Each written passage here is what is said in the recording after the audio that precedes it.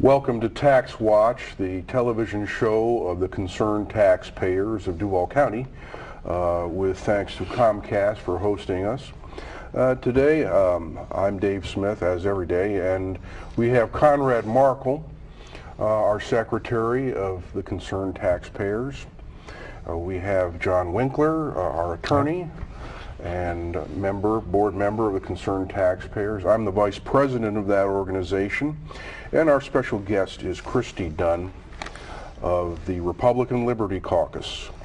And we have many interesting questions to talk about Kristi with, and we're going to start off with the Trail Ridge landfill question and issue because that seems to be developing a little ink in the newspaper, and we'll look for developments on that. John is working on that special project, and what's your role in the concerned taxpayers regarding that issue, John? Well, as of course all of you know, back in April of 2009, the concerned taxpayers filed a lawsuit against Mayor Payton and the then City Council President, directed at the ordinance that was then coming through to extend the Trail Ridge landfill contract for waste management by 35 years and roughly $750 million.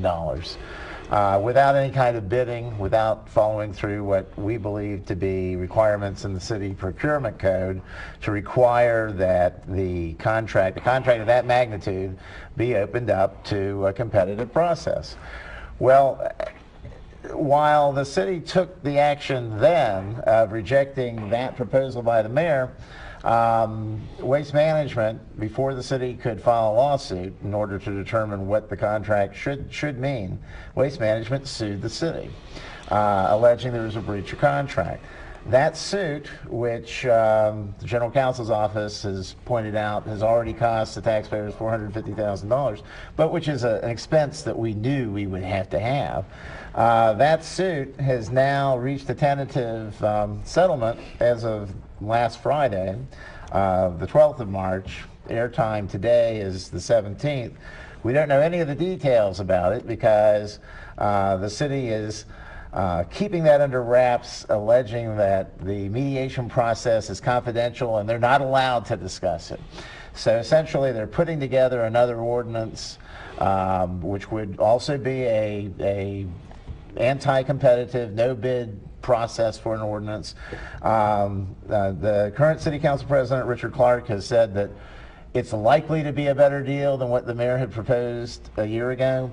But the fact of the matter is, absolutely nothing has changed. Everything that we had objected to, everything that a number of organizations in the city had objected to, everything that a unanimous vote of the City Council had concluded, which was that we simply don't want to enter into a deal with a company without a competitive process on a 35-year contract, which essentially gives that company the exclusive right to operate our landfills, not just for this 35 years in all likelihood, but in perpetuity. Everything that was wrong with that bill a year ago is still wrong with this process. Essentially, we're being presented with a settlement that we don't know the details of yet, right, but which I have to assume does not call for competitive bidding with the plaintiff in that lawsuit, Waste Management. Otherwise, I don't think there'd be a settlement. And I just want to point out, you know, our lawsuit, which has been sitting essentially on the shelf since that action took place, has now become relevant, and if we have to. Count 2 of our lawsuit was directed at any proposed ordinance down the road that might deal with procurement services. If we have to, we'll take action using our lawsuit to attempt to get City Council and the City Administration to do the right thing, right, if we have to do that. And that is to enter into competitive bidding, essentially starting over with this contract. A huge 35-year, $750 million contract, and really even the technology and the processes of waste removal and recycling could change drastically in that time frame. and we see no provision for that as yet. Supposedly tomorrow we'll hear more about what the administration is going through with waste management to reach an agreement. But we have important principles on the table here, and for example, will contractors run the government versus our elected officials? Do you agree with me, John, on that? Well, as absolutely. I mean, a year ago, a columnist for the Times, Mark Wood, said if we're not going to go through a bidding process on when hundreds of millions of dollars are at stake, then when are we going to?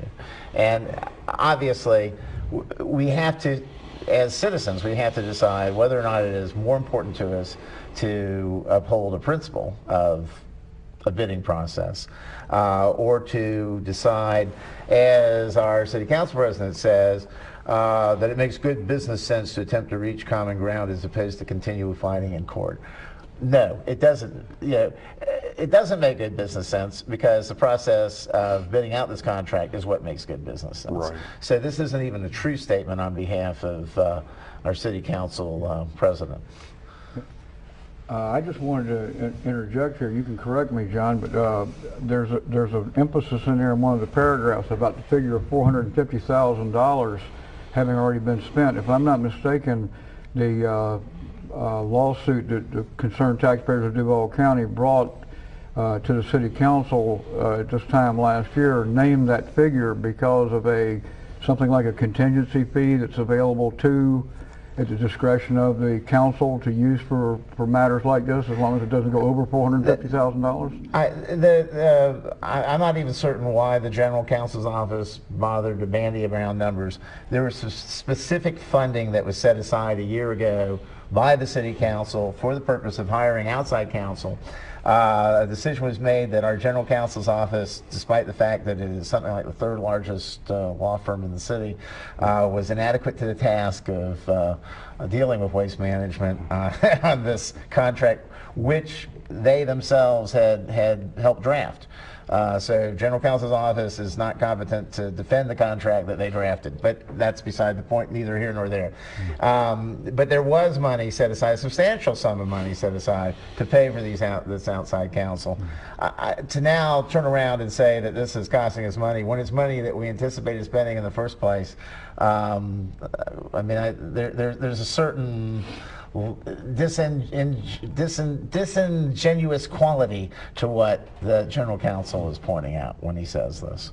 But that, I don't think that should even be an issue, frankly. It obviously was worth Waste Management's time to spend the money on legal fees in order to start this process.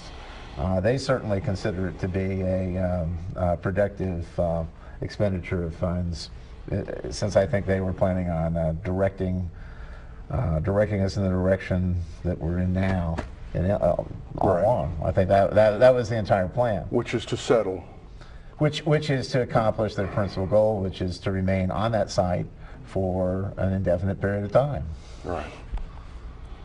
So, but again, I just want to point out that from the point of view of the concerned taxpayers, these issues, we anticipated that this might happen. Count 2 of our lawsuit was directed specifically to this day, and at this point it appears that we will be calling up a motion for possibly even injunctive relief if City Council attempts to move forward without opening up this process to bidding. Very good. So, in other words, instead of settling the question of competitive bidding at this point in time with a huge contract, we go on and we avoid the principle that could save us money down the road on a whole lot of other city business if we can somehow go in the direction of competitive bidding with this one and future contracts.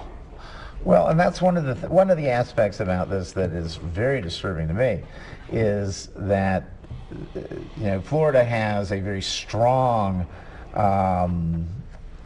statutory basis for government in the sunshine. Essentially,